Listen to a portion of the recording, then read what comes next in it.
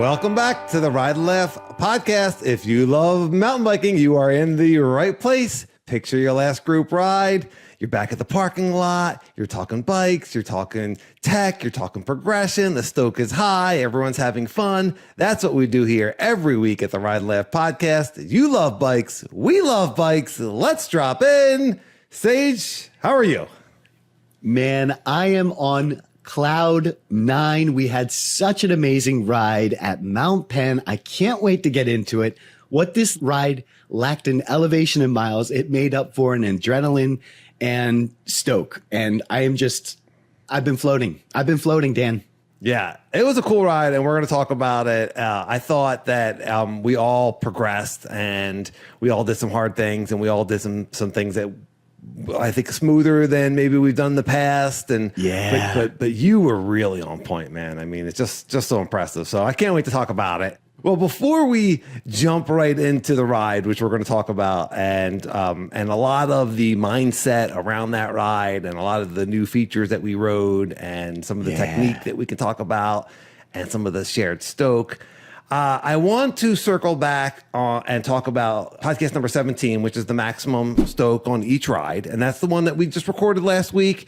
But I have a couple of things to say about that podcast. Okay. That just can't wait. Okay. The first thing is that anyone that watched it on YouTube may have noticed that my head was sinking gradually the entire time. And if you just look at my head in the beginning... If you just look at my head at the beginning of the podcast and then at the end, and I don't have up until now, I didn't have the picture of me on the screen because I found it distracting. Anyone that's been on a Zoom call and ends up staring at themselves knows what I'm talking about. You know, I didn't want to be distracted by it.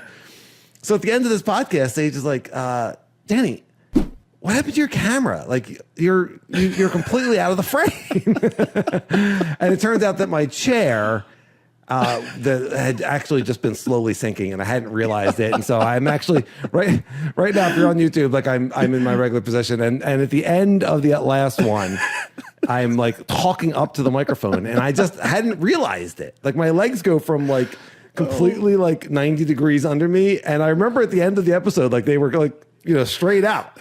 It just didn't occur to me. So anyone that's watching that, you have to watch the beginning and then just like skip to the end. It's hilarious. Number two, and less funny, but Sage and I were talking about this last episode. We were talking about things that we do almost every ride to increase the stoke and increase the enthusiasm. And I was in the car with him, and I was like, I had this written down, and we didn't ever get to it, and we thought it was a really important one, and it's taking pictures or taking video. Yes. Because it's so many people don't really want to do it. They don't really want to stop the ride, or they don't feel like getting their phone out. But then afterwards, it's always like, oh, can I see that picture? Can I see that video? Can you send that to me? Right. What does that do for you at the end of the day? What does the picture or the video do for you, Sage? You and I use the pictures and videos in so many different ways. Not only is it great to look back on, when you're done the ride, but we actually use it during the ride to like perfect our skills. Like I'll look at it and be like, oh, Danny, you didn't have your eyes up, or hey, look at where your back tire was. So, it's just so handy, and I know it's a pain in the rear end, but man, even if you're not going to use it for, watching your skills, just have something to kind of stamp the day, that you can look back on and just enjoy. Yeah. It's so much stoke. It's so great. Yeah, it really is. It's just fun. It's just a fun thing to go back and look at. If mountain bikers, like there's so many cool mountain bike photographers and videographers, and if we can get a shot where it looks like you're shredding or you're hitting a jump really cool, or you're going off a drop, that's fun. That's really cool. It's a fun thing to put on social, or to share with a friend or a wife or a husband, and be like, yeah, look at this. This is what I did tonight. What did you do? So now it's just kind of like in our ride ethos is that like, the camera's coming out very quickly. Oh, are you doing something? I'll just record it. And it's easy enough to delete it. It's like, this isn't 1988 where we're blowing through film.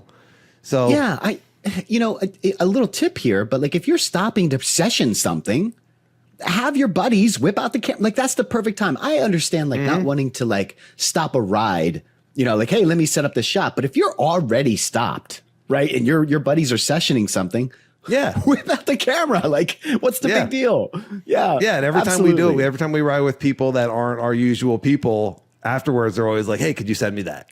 Yeah. Can you send me those pictures? Can you send me that video that you took? And of course, and Sage is awesome at doing that. So, all right. So the last podcast that we will officially be talking about next week, we'll talk more about 17 when we have more comments come in. And thank you everyone for commenting and emailing us, rideandlaugh1@gmail.com. We're getting awesome comments. Mountain bikers are awesome. Our listeners are awesome. So gratitude for everybody for listening and for commenting. And if you're not a commenter and you just like to listen, then we appreciate that too. Number 16 was unlock your mountain bike skills, correct body position, with the 2 hot takes being stay centered on your mountain bike and shred trails with confidence. And hot take number 2 being attack the trail. Both titles that I would totally click on. I mean, you got my attention. I'm in. Yeah. So Roll With Me MTB said that the best tip for him has been staying centered with heavy feet. And that over the years, like all his positive mountain bike skills have come centered from that one tip. And that kind of unlocks everything. And I kind of feel the same way. Like if I'm staying centered and eyes up, everything kind of flows from there. For me, at least. Yeah, I would agree. If you walked away with just 1 or 2 things, those are the 2: eyes up and stay centered. That's pretty much going to take care of everything. I agree. Yeah, absolutely. Yeah. We've had Rohan Gale comment a couple times, and he wrote in on the Gmail, and he's the guy who rode fixies all the time. And he's an older gentleman, and he loves mountain biking. And we inspired him to get a single speed, and he sent us some pictures. I said, well, if you build up a single speed, send some pics. And so he sent some pictures as a badass single speed, and he rides steel. And I thought it was awesome because it's a fully rigid single speed with a dropper post. And I wrote back, I was like, Sage would be very proud because we had that conversation, front suspension or dropper post. And you went dropper post. I did. Rohan. True. Facts. Yeah. Facts. Sploosh MTB, our man Zan, who just excellent commenter and probably should quit his job and become a writer. Mainly because in this comment, he's totally agreeing with me on staying low because he's a tall dude. I don't know if he's as lanky as me. Tall doesn't necessarily mean lanky, but he's lanky? Okay. He's pretty lanky. Well, us lanky's got to stick together. And Zan agrees that tall dudes like us need to get low. And he says it almost feels if you don't, then we're just like a heavy sail on a bike. Like a strong gust of wind might alter our movement. But we do. Us tall riders have a different center of gravity, and getting low is really much more important. And we're riding bigger bikes, so longer bikes, taller bikes, like everything's just higher off the ground, and the ground doesn't change, so we need to get lower. So I thought that was really interesting. And then our buddy Steve at Ben Spokes MTB, really cool channel. He does a lot of jumping.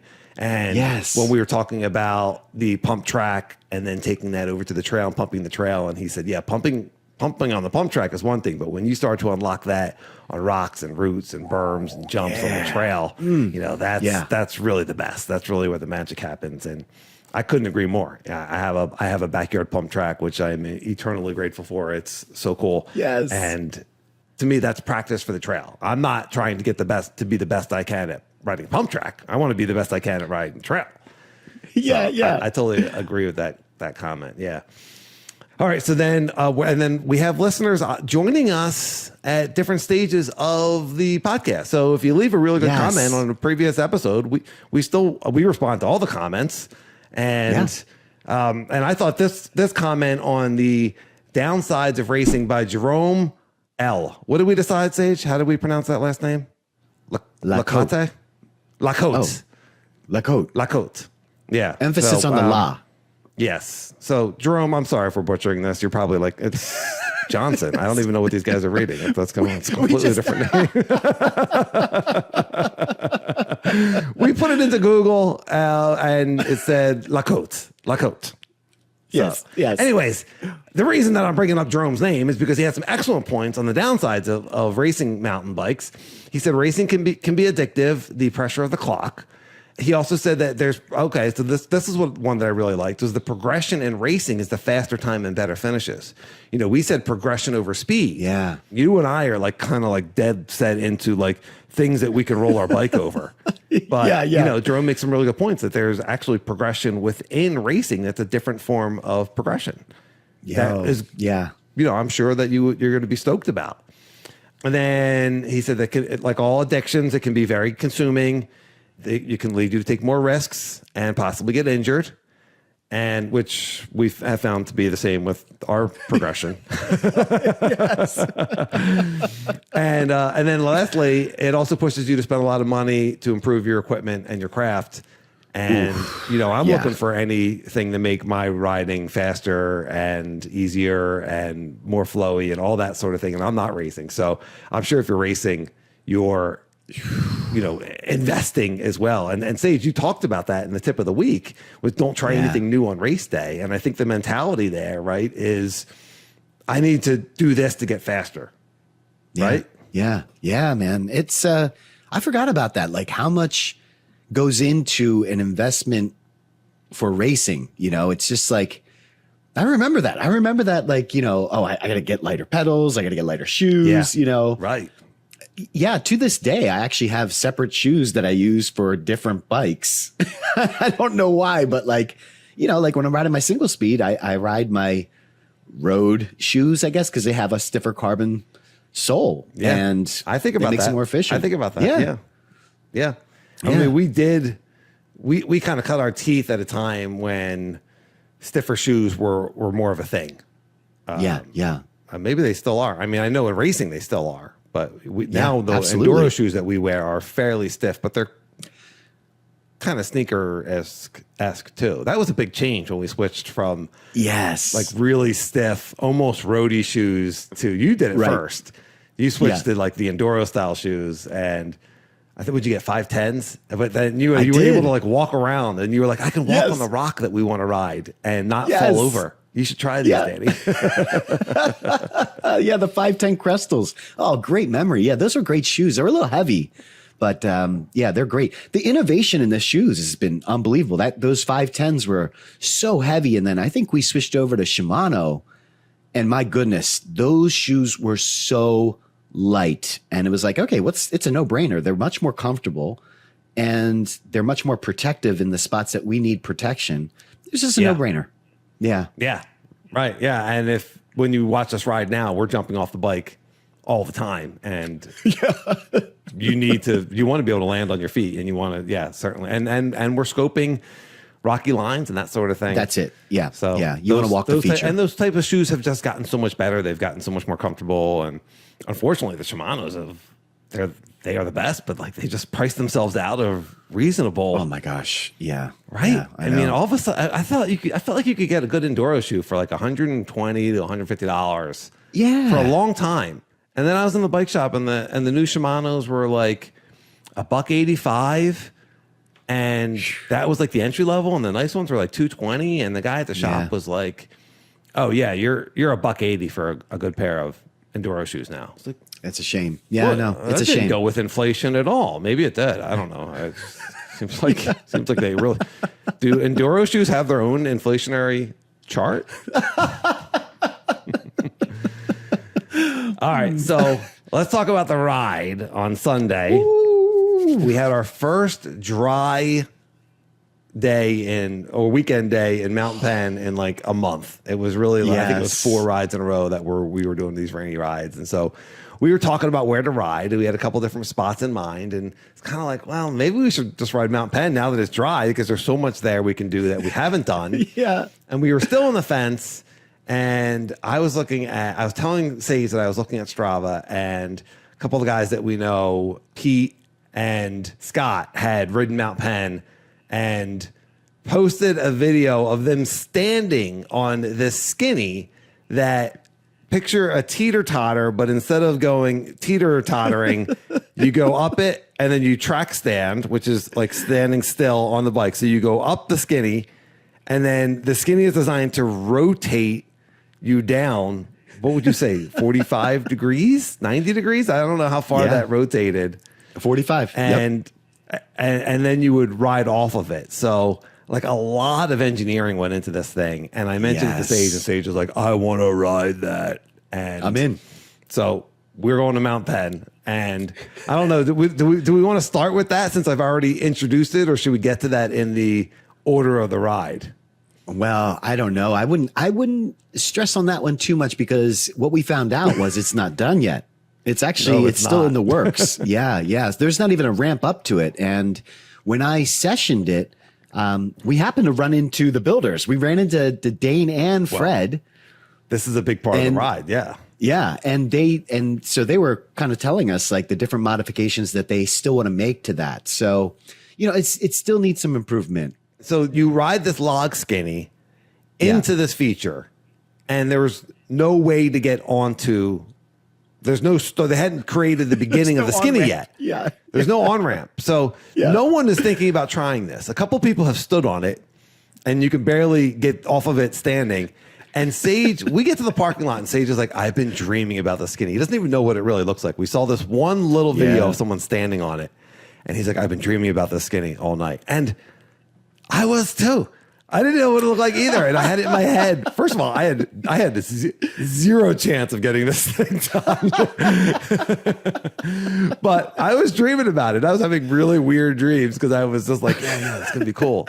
And I was having these really weird dreams about, moving skinnies that didn't make any sense. And I guess that ended up kind of coming true, because this thing didn't make any sense. When I saw it, I was just like, Yeah. And no one, the builders saw you playing around on it, and they like ran over to see if this was actually going to get ridden. No one actually expected anyone to be able to ride it. But I think you gave it like a good 5 or 6 tries where you, right? Yeah, and you could barely get clipped in. Tell us, we're talking about it. So tell us about the experience on that thing. I tell you what, Danny, if I could have, because there was no on ramp, I had to like balance myself on the log and clip in, and then kind of move forward and then clip my other foot in. I'm telling you what, if they had an on ramp, I probably would have kept going at that thing, because I only got 2 solid goes on it. And my impression was, I think it's doable, but there are some things that need to be corrected. And hopefully Fred and Dane are going to be working on that. They said they would. They're going to make it's going to be doable, because Fred and Dane are master craftsmen. Amazing. So yes. I have no doubt about that. However, it's really fast. That's kind of where I was going. Like it's really fast. So you get up from watching you and listening to the guys, you get to a certain point and you have to go pretty far on the skinny. You have to get pretty far to the end before there's enough weight for it to start to rotate. So you're fully committed, like at the end of this thing, and it goes up. And then you have to track stand. Right. And it should like gently lower you down, but because you're bouncing on, I mean, just track standing alone on a skinny is hard enough. Now this thing's moving, and it's moving really fast. So you got like, you fell off right away. The best try you had, the furthest you got, it started to move so fast that like, and we had people around you that kind of like put their hands out and helped catch you. But I mean, the bike went one way and you just stayed upright. You know what I mean? It was like, yes. So you don't think it's doable as built? That's not what you're saying. No, it's definitely not. It's definitely not doable as it's built. Right. Yeah. And it's dangerous. Yeah. Because Fred was saying that there was one piece of wood that needs to be extended up all the way. Because if you had fallen, you could like kind of hit that piece of wood. So definitely not ready to be ridden yet. He also said he was going to make it wider so you could put your feet out. Yeah. So you could bail on it a little bit easier. Yeah. You know me. I would rather he leave that part challenging and just make the swinging part is it's too fast. You can't control your body movement because it starts to swing 45. The minute it drops, it starts to swing 45. It's too fast. If they just slowed that down, then it just becomes an exercise in track standing and a little bit of balance. A little bit. Well, I would appreciate if I could put a foot down, because I'm not trying that without being able to put a foot down. Well, yeah. I mean, if you have to put a foot down, that's got to be pretty wide. That's going to be almost a foot wide. Yeah. Yeah. Yeah. Yeah. It's diabolical, but it's really cool. You don't see things like this very often. I think Fred was the main builder on this, and he put some ingenuity, but also some hardware and some work into designing this thing. Yeah. If you want to see what these things look like, definitely check out the YouTube version. I'll have clips of every single piece of thing that we talk about. And yeah, man, it is diabolical. That is a great word to use. Yeah, it's really cool. Definitely check out the YouTube. Maybe it'll be on one of the hot takes also, but definitely check it out. All right, so we'll kind of rewind the ride. We didn't warm up with the rotating skinny. In fact, we made a concerted effort to take our time getting warmed up so that when we got to the rotating skinny, we're gonna have to come up with a cool name for that. Fred and Dane don't usually want to name their stuff, so we're like, well, we'll name it probably after some 80s sitcom or something, but the rotator. How about that? The rotator? Yeah, I mean, it's not bad. Listener, what do you think? Take a look at this thing. Let's name it together. Let's name it together. We'll take ideas. Right now, Rotator's in the lead. Comment on what you want to name this thing, or rideandlaugh1 at Gmail, or throw it in the comments. Let's get some comments going on what we're going to name this thing. A diabolical rotator? I mean, Oh, I like that. DR? Diabolical. Dominican Republic. Yeah, I'm on. No, that's Jamaica. Okay. So we warmed up on a feature that we call the boulder field. And we talked about this feature a few times. It's a low consequence tech line at Mount Penn that has a really tough on-off kind of squirrel catcher to get into it. And excuse me, you got further on that. You were not able to get up onto that big boulder on the single speed at all the last time we tried it. And then this time, what changed? I fixed the clips. I don't know if anybody else has this issue, but like there's two parts of your cleat system, and the part that's on your shoe, the cleat, was worn out. And so every time I tried to pop up onto this rock feature, my foot would come out. Well, I went home and I found a new set of cleats. That was all I needed, Danny. I was able to pop up onto this and my foot stayed in it. And that was the key for that one. But it is a big step up. I mean, this thing has to be like 2.5, 3 feet. Like it is a big commitment. Like you get up on this thing, you cannot, I almost said half, ASS, but you cannot go half. What's a good Arse. Substitute word? Arse. You can't go half arse. You don't need to bleep arse, do you? No. There you go. You don't. You can't go half. That's a really weird term. Now that I think about it, that's a really weird thing to say. Yeah. Well, in general, can you go? You know what I mean? Can you go whole arse on something? Like what? Yeah. What's full arse? What's full arse? I don't understand. Well, listen. You know what I'm talking about. It's full commitment. Arse aside, yes. Arse aside, it's full commit. And then once you pop up on this thing, to get off of it, there's like a tiny rock skinny. I mean, it's literally a skinny that's made of a rock. I don't know if I have a footage of this, but you literally have to ride down this little skinny, and then it's immediately into jank. Yeah. Yeah, and you have like a half a pedal stroke to adjust after you pop up to get off of the rock onto this rock skinny, which you have to hit right or you'll endo. And then after that, you're right into jank. And I feel like if you get past that initial jank, we usually I got like 3/4 of it, maybe 4/5 of it this time. And then I think a fern got in the way and I lost my line. Nobody got it completely, but you guys got the second half complete after starting up further. And man, you doing that on the single speed, getting onto that rock. First of all, getting onto that rock, like on your Ibis, you're like 9 out of 10. You're really good at it. I'm probably like 6 out of 10, maybe. You're really good at it. I do think it's interesting, Dane. And maybe this is a different conversation. I do think it's interesting that you talk about like not being clipped in, but what if you were on flats?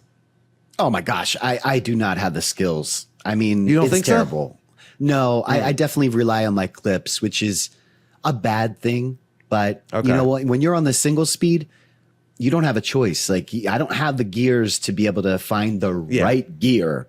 So I need to be clipped because I got to pull up. Yeah, because the runway into that step up is very short. So I And need janky, all yeah. the power and janky. And so I need all the power I can get. I definitely rely on the clips, which I realize isn't the greatest advice or greatest way to do it. But, listen, we do what we have to do, and it doesn't matter at the end of the day. At the end of the day, I'm not like, I only get half credit because I did on clips. No, it's hard, and absolutely. kudos to anybody. Yeah. And just if anyone isn't sure by the term jank, jank, we're just talking about like just rocks and unevenness and Unevenness. gnar. Gnar's another word. Gnar and jank are kind of the same thing. There you go. But it's just going to not be smooth. And if you're running over rocks, your front wheel can get knocked offline very easily, and your back wheel can get hung up. So, you can just get kind of moved off your line, and it also slows you down. This big rock has what looks like a little helper rock in the front. I don't know how much it actually really helps. It doesn't do I don't think it does anything. Yeah. It does nothing. But it's great practice. And so we warmed up on the boulder field.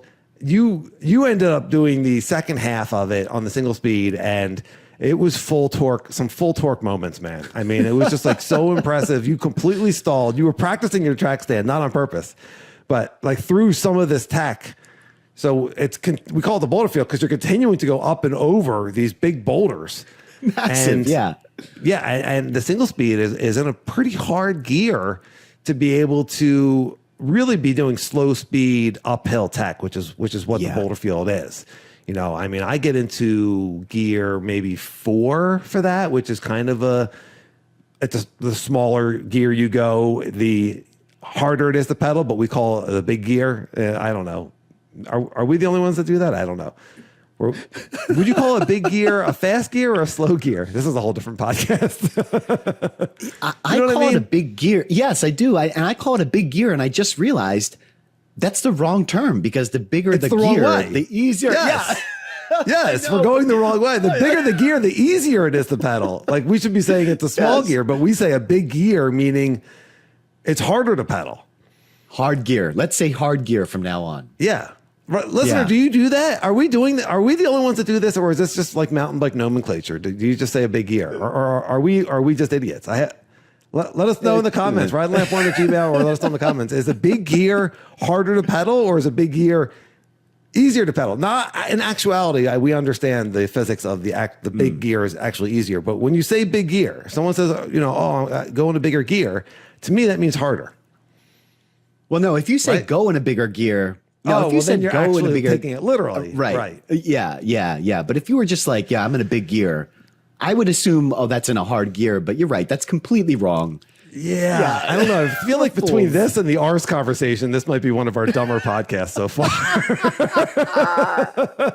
We've gone full Arse. Full R's, half R's, big gear, little gear. I don't know what's going on today. Maybe we need a cup of coffee. But man, that was super impressive. And I don't know how you still have the legs to keep doing that. You just kept doing that over and over throughout the day. I guess it was good. We were out there for a long time, but it wasn't a real long ride.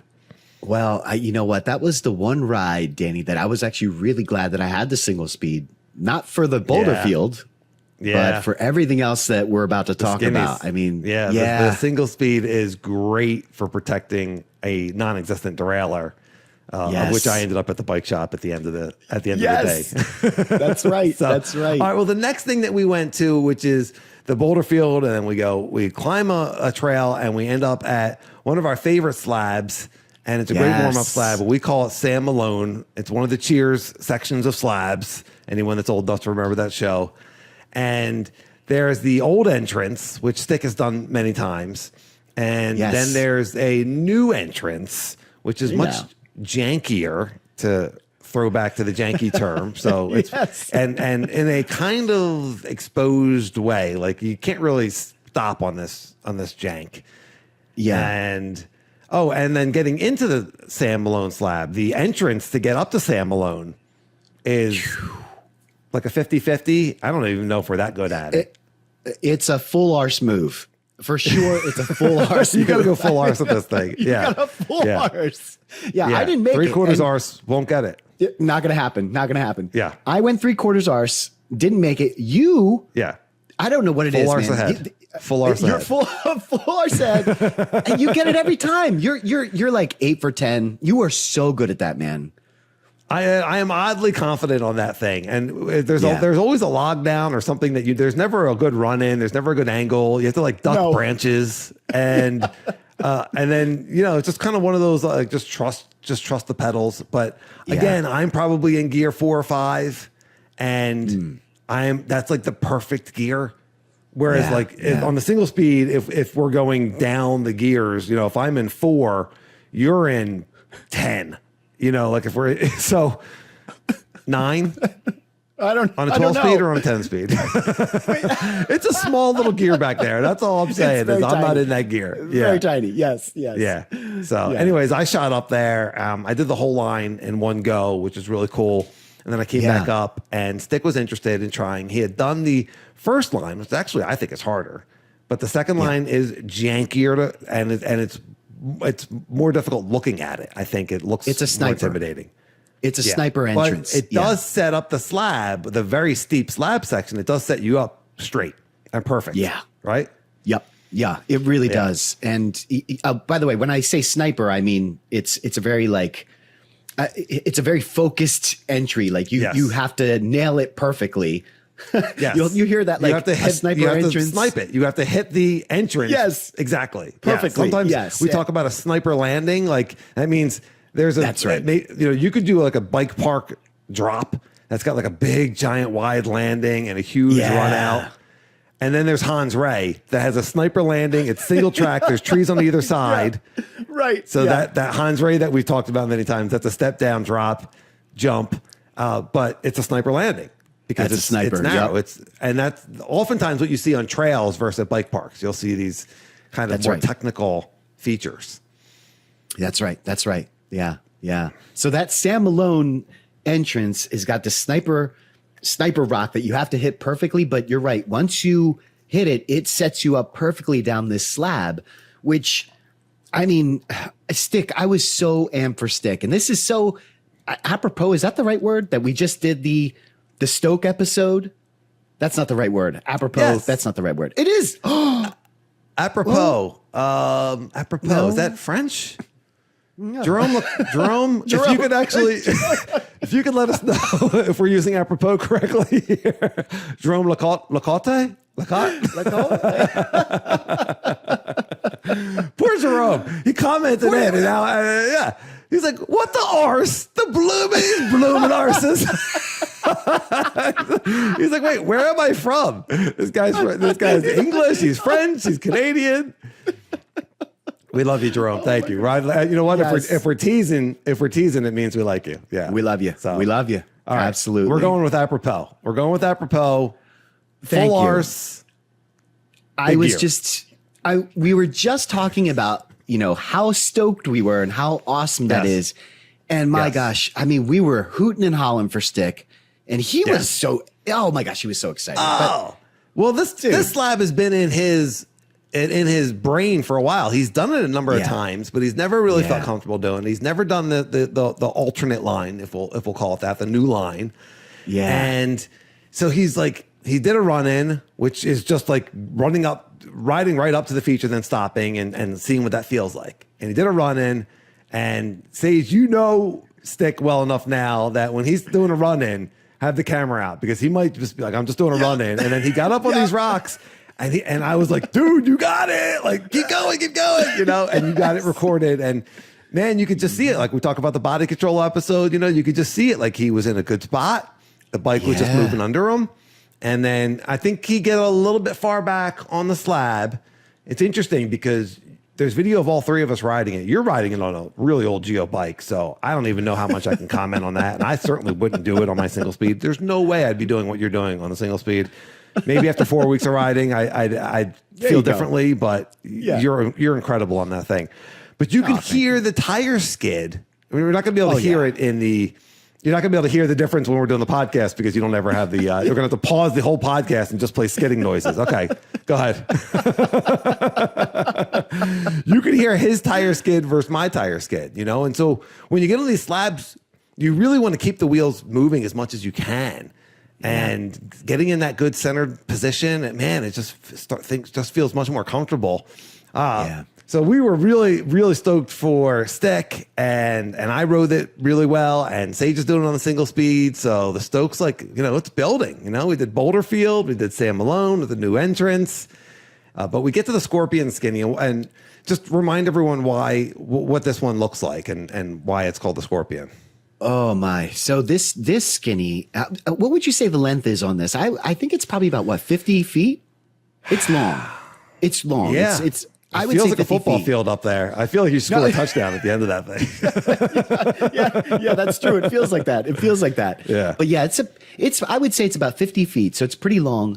And at the highest point, I think it gets up to about 4 feet. So, and the reason why it's called, well, I don't know if it's actually called Scorpion, but that's what you and I call it. The reason why we called it Scorpion is there's actually an alt line about 20 feet down this Skinny. You can actually go off to the left and it gets even skinnier and makes like a letter C. So it goes out from the main Skinny and then comes back into the main Skinny. So if you can imagine, I guess it would be the letter P backwards. Oh, I guess that would be the letter Q. It would be like the letter Q. So this this is terrible. I'm the worst. This is the most confusing episode of Sesame Street I've ever listened to. Wait, lowercase Q, P uppercase? Or Q backwards. Wait, a backwards Q, cursive? Lowercase. It's a half Arse P. It's a half Arse P. It's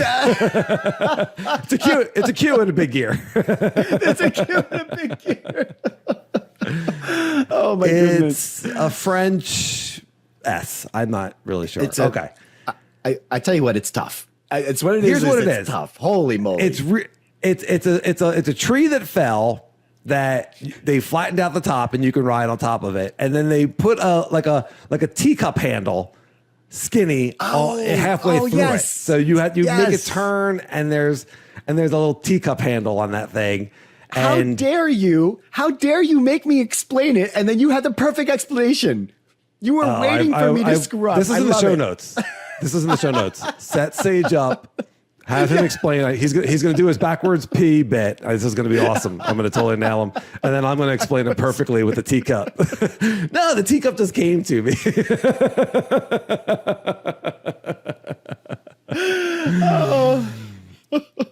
You know what? I wasn't even going to talk about the Skinny. I was just setting you up for the backwards P comment, which is a Q.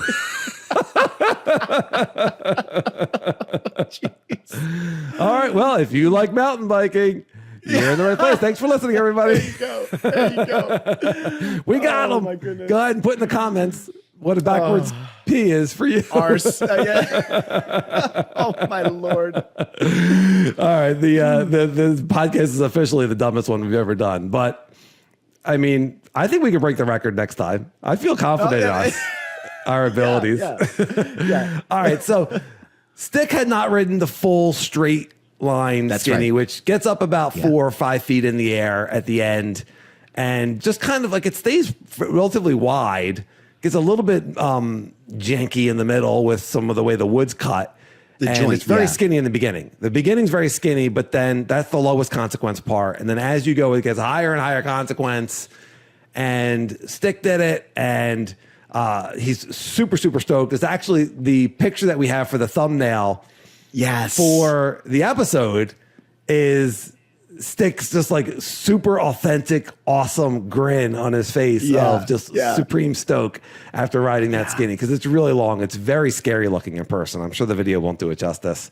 Yeah. And he was really, really stoked. And we were stoked for him. We were hugging and high-fiving and doing all the celebratory things that we talk about that make a great ride. And why not? Let's feel good.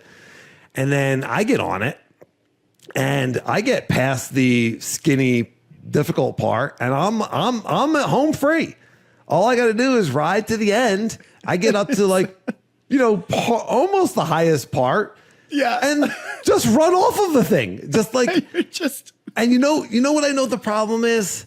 And there's footage of this. So if you're watching it, you're probably watching me fall off of that Skinny right now. And I got very lucky I didn't get hurt. Besides a couple of scrapes. But here's how I know I was doing it wrong is because I actually have a memory of what my tire looked like when it fell off of the Skinny. Okay. I remember my tire getting too close to the edge and then seeing the side knobs like lose their grip and me go down. And what does that mean? Where was I looking? I was looking at my front wheel. I was looking at my front wheel. You gotta get your eyes up. So, you know, I just wasn't in that like headspace. I was in a little bit of a panic mode of just get the thing over with. Yeah. And, you know, and just stay calm, trust your skills. Well, I couldn't go out like that. So I did get back up and I did do it correctly, and it wasn't that big of a deal. But then you did the handle, the teacup handle. So tell us about that experience, because you made it look awesome, dude. Oh, man. You know what? Ever since we saw Hunter do it, and I don't think I have footage of Hunter doing the teacup, but ever since we saw him do that, it's been in my brain for the longest time. And the single speed was the perfect. I knew it was dry day. I had the right bike. Let's do this thing. And my goodness, it is, you know how you were saying, you know, you didn't have your eyes up. This teacup feature forces you to have your eyes down. You know, if you have your eyes up, then you're going to go right off the edge. So you have to constantly eyes down, eyes up, eyes down, eyes up, you know, and it's a lot of concentration. You can't go fast because you do have to at least one small endo move, if You're not constantly two turning. or three. Yeah, there's no straight lines to it. Right. And it goes higher. It actually goes higher than the other log. And if that back tire goes out, like that's a really bad, not fun fall at all. That's not really a fall you can bail from, or, you know, it's just imagine the back tire just like falling out from underneath you. I mean, it's not a good feeling. And if it's the derailleur side, you're going to rip off all those parts. That's it. Yep. You know, it's good night. Yep. Yeah. So it's going to be an expensive bill as well. You know, with the front tire, Dan, with the front tire, you see when it's about to go off.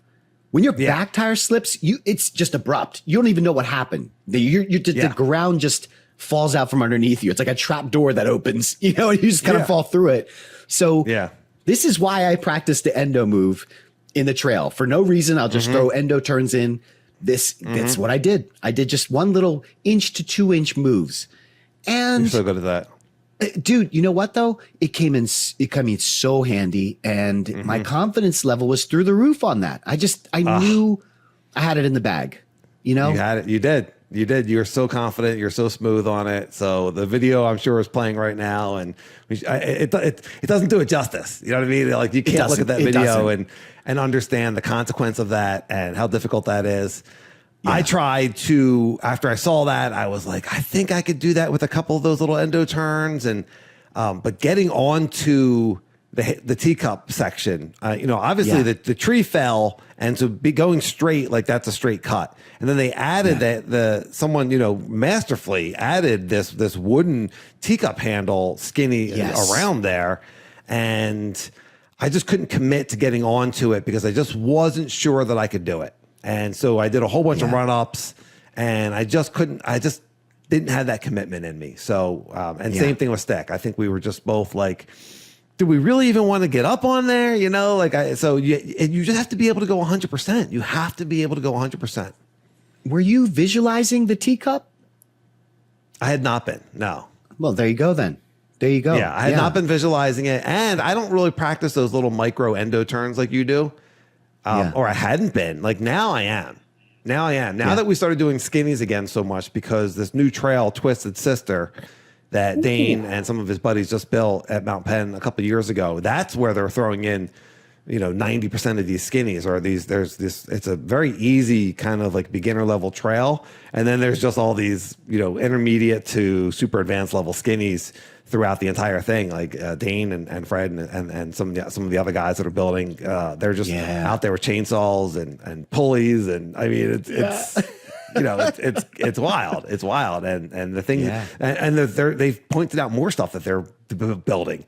You know, it was a 7-foot drop off of like a diving board skinny was coming up. I was like, I was excited to get the teeter totter. Like these things are terrifying me. Yes. Really cool. Really cool. So yeah, so you nailed the Scorpion, Skinny, the hard line, the A line, the teacup line, the Q line, whatever we want to call that. Ooh. Teacup doesn't sound rowdy enough. You know what I mean? No, it doesn't. No. Yeah. Let's go with the Q factor. Wait, isn't Q? I think Q factor is something actually, isn't it? Yes. Q factor I is think it already is. something. Yeah. Yes. It's something. Listener, you can help us name what about the scorpion tail? Isn't it the tail of the scorpion? Done. That's it. Done. You're on fire, my friend. You rode the tail. So, all right, listener, you can still comment. Do you like the scorpion tail? Do you like teacup handle? Do you have a different name? Yes. What were we looking for a name for? What was the other thing we were looking for a name the for? The rotator. No, you didn't like my rotator. rotator. The rotator. Yes. The rotator. Absolutely. I was looking at my notes. I was like, what do we need? Yeah. Yes, the rotator. Absolutely need a name for that. So I'm looking forward to seeing some comments come in and throw it out there. Don't be shy. I mean, if it's not a good name, like the worst it's going to do is we're going to make fun of it on air. Butcher your name. Sorry, Jerome. Poor Jerome. Yes. All right. So then the coach line, we end up doing this. We do this climb up out near all these other slabs that we do that are in the cheers, naming. And, and there's a really super narrow wooden skinny up onto a boulder, and then the boulder is really steep getting off of it. Yes. And getting into it is very janky, and we actually found out that you can take a line to a different slide. You could take this high line that's really rocky and janky. It's very fun up there. And then you can roll right into it. You've done it before. I had never done it before. Stick had never done it before. For me, the commitment to keep speed on that narrow skinny was difficult. And then once you get off of it, you're onto a super, super steep, but relatively short rock slab. And you could see when I finally did it, I get up over it, and then you can see my wheel just like shift over like a foot. And then bam, it's over. Before it had just kind of been like a line that we would use to go around the other lines. When we didn't feel like doing it, the big ones. But now it's a whole new line. So really fun. Yeah, I was really stoked for Stick. And he went at this thing probably about 5 or 6 times. And he just determined, man. That dude was determined. And that skinny is no joke. It is like literally 6 inches wide. I mean, it's literally, you couldn't fit 2 tires onto that. That's how skinny that skinny is. And it's not long. So narrow. It's not long. No, but it's a sniper in. It's a sniper in. Oh, there we go. The sniper term again. Yeah. It's a sniper in, and you're snipering the whole way up. That's not how snipers talk. Keep snipering. Snipering is not a verb. Or is that an adverb? Here we go. This dumb podcast. We're setting the bar pretty low. Yeah, we are. Yeah, but what's interesting with these real narrow ones but they're relatively short, and I found this out on No Joke, which is a different line that we've done, where it's very narrow but they're over so fast.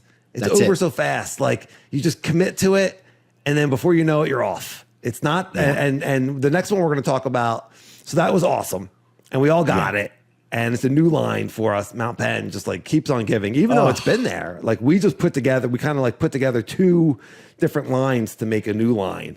And it's really fun and it's really challenging. So we got more tech. If you haven't ridden with us in a while at Mount Penn and you love the tech, we got more stuff to show you. And it'll be on the video. It'll be on the YouTube. That's so you can see it there. That's right. So then we get to Twisted Sister, and the primary up until now, the skinny on Twisted Sister that is a skinny with a teeter-totter skinny on top of the skinny has been the most challenging one, right? The scariest one. And so you name that after the lead singer of Twisted Sister, Dee Snider. It's perfect. Dee Snider. Yeah, it's perfect. Yes. So you name that one Dee Snider. And so we've done Dee Snider before. That sounds terrible. We've done Dee Snider. Carla, if you're listening, he meant nothing to me. Oh my God. He's a celebrity. I mean, come on. How many opportunities do you get? You know? I can't blame you. You see the hair on this guy? With the makeup, he's beautiful. All right, Yes. we have. Maybe we got to rename this one also. I don't know. No, Now I'm it's having perfect. second thoughts. Stop it. It's perfect. It's perfect. Stop it. All right, so we rode. I can't say this. I can't say we. You say it. We did. No, that's not any better. We did.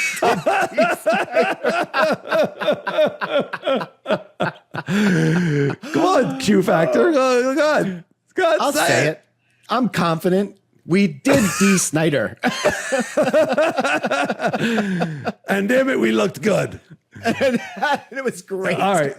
We rode the skinny with the teeter-totter in the middle, and we have done that several times before. Yeah. And there's another skinny that's connected to that one, which is just really, really long. It's not cut. Neither of these are cut at all. You're just riding bark, which Dane has explained to me that you have more traction on the bark. The first year that the skinny falls here in the Northeast, the tree falls, the bark you leave it on as long as you can. So the bark is very grippy, but the other skinny that you can ride that's right next to Dee Snider is incredibly long. So you talk about keeping your eyes up and your focus. Like this it's longer than the Scorpion, wouldn't you say? Is it longer than Scorpion? It's way longer. Yeah. It's twice the length. It's twice the length, and it's completely round with knots. So they didn't flatten the top, like you said. It's just completely round. But then where the branches were, you have all these knots. So you have to navigate this really long skinny and kind of avoid all the knots. And then at the very end, there's like a 45-degree turnoff. And the hardest part is you're 4 feet off the ground, maybe 3.5. But regardless, it's a big pedal kick move if you start to come off of this thing. My gosh, the amount of focus it takes to get to the end of this skinny is insane. It really, really is. So Fred says no one's ridden this really long skinny backwards and then gotten off and then figure eights it, or I guess it's kind of a figure eight with a loop back onto the teeter-totter, back onto the Dee Snider feature. Yes. And so you're doing it's a way to essentially do both of them in one flow. That's right. That's right. And so Sage hears this. He's like, I can be the first. And he's on the single speed, and you got to get some momentum coming uphill to get up onto these skinnies. They both finish the same place, and then they kind of like branches off. You'll see it if you watch the video. And so you attack the thing. I got the camera. I didn't know you were looping. So I totally messed you. You would have had it the first time. But I totally messed up because I was standing where you were riding. I ended up jumping into the pine mattress that Dane had built pine bed, to get out of the way. But it was too late. Yeah, I had already taken your eye off of the thing. But so you did it a second time, and you rode all the way down this crazy long, narrow, raw skinny, and then loop around. And I can just hear yourself talk of like, don't lose it now. Stay focused, eyes up, and you killed it, man. And you looked awesome. It was really cool. What was that like? Man, I tell you what, to be able to, first of all, running into Dane and Fred was just such a great experience. And I should note, we met Joe and Chase. Yes. And yes. So we had this like, kind of like this audience of like Stoke. And it was just such a great atmosphere. Again, because of what we had just talked about at the previous pod, I'm just feeling like really good, and watching Dane do this and watching Fred do this. Well, so then they did it after you. After you did it the first time, then they did it. So we those guys saw us at the rotator, and then we followed them to the Dee Snider feature, and so they were with us.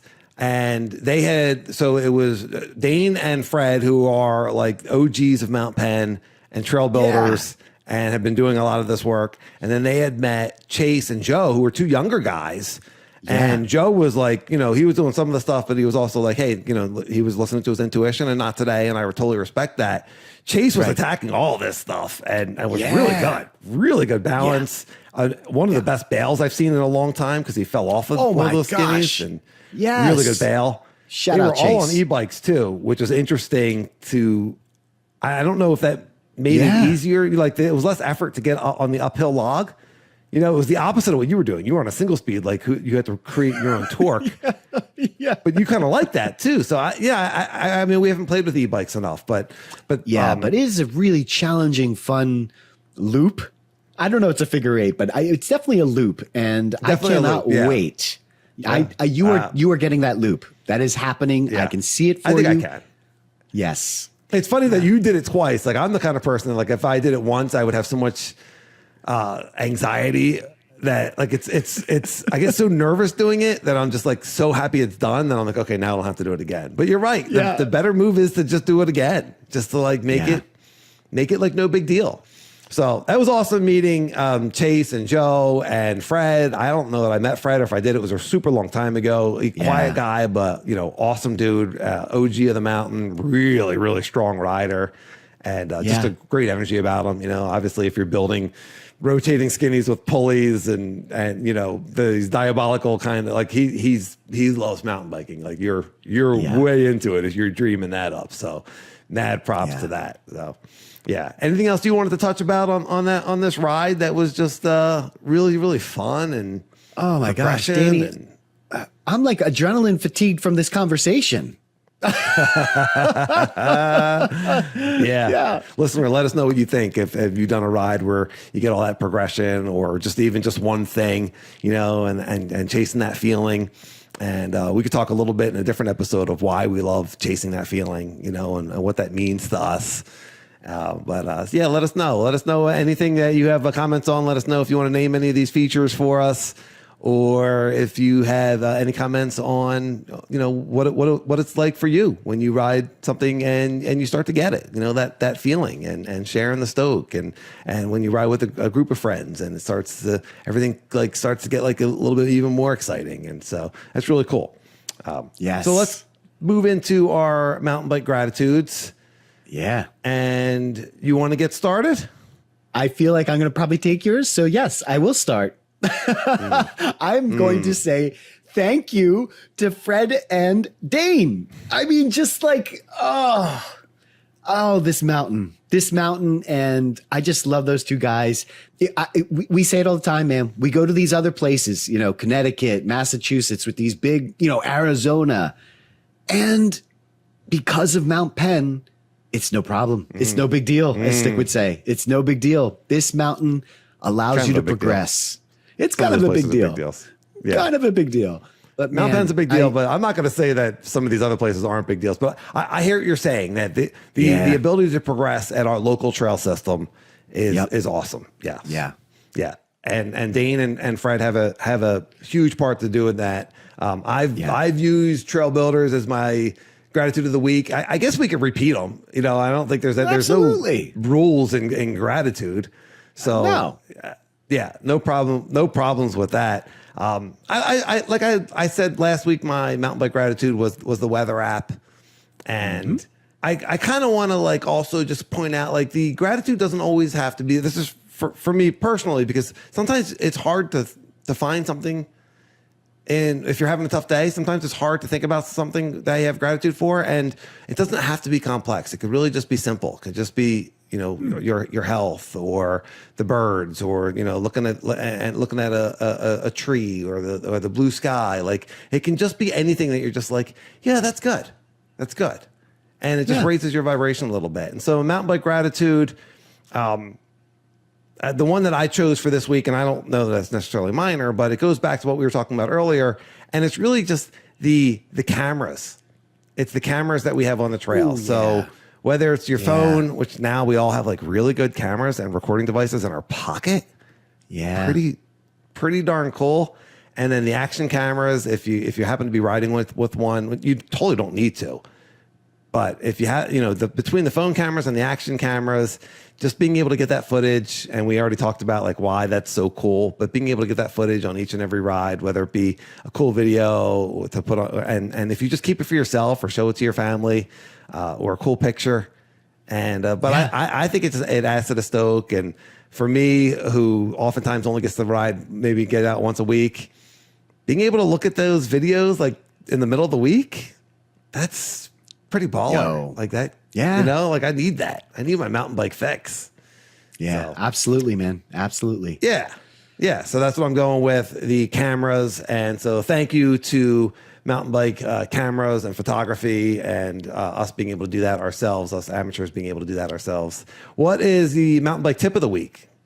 I'll keep it short and simple. If you are someone that uses a hydration pack and you've noticed that you get that sloshing, and this happens, it used to happen to me all the time. I got a really simple tip to get rid of the sloshing. After you're done filling up your bladder, when you screw down the top or you fold down the top, no matter what kind of bladder you have, flip it upside down, take the straw and suck all the air out of the top. So flip the bladder upside down. You'll have this big air pocket at the now bottom, which is facing the top. Suck all the air out of it. Yeah, it's fantastic. That takes all the air out of it, and you will get rid of all the sloshing. And what that will do is that water, the back of the bladder, wow, that's hard to say, will lay flat against your back, and it will almost mold itself to your back, and you'll get no sloshing sounds. It won't move around as much. It's fantastic.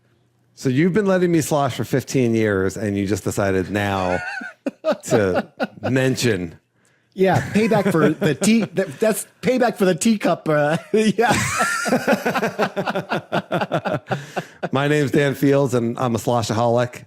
I've been sloshing for 15 years, and I just now found out that there's a technique to not slosh that my best riding buddy and friend has not been telling me. Well, try it next time and let me know how it works. I'm going to try it. Yeah. Flip it upside down, suck all the air out. Yep. Yes. All right. Well, everyone, thank you for listening. Thanks for getting through maybe our dumbest podcast, but hopefully you enjoyed it. We're here to entertain. We're talking bikes. We love bikes. You love bikes. If you're still listening, you definitely love mountain biking. We appreciate it so much. So much gratitude. Please rate and subscribe on your podcast player. If it has a rating system, if you can give us 5 stars, that would be awesome. Hey. And rate and subscribe and like on YouTube. Hit the little notification bell so you get Sage's Ride and Laugh hot take videos. They're worthwhile. Thank you, everyone, for listening. We appreciate you. You love bikes. We love bikes. Go and ride and laugh. See you next week. I'll see you, everyone.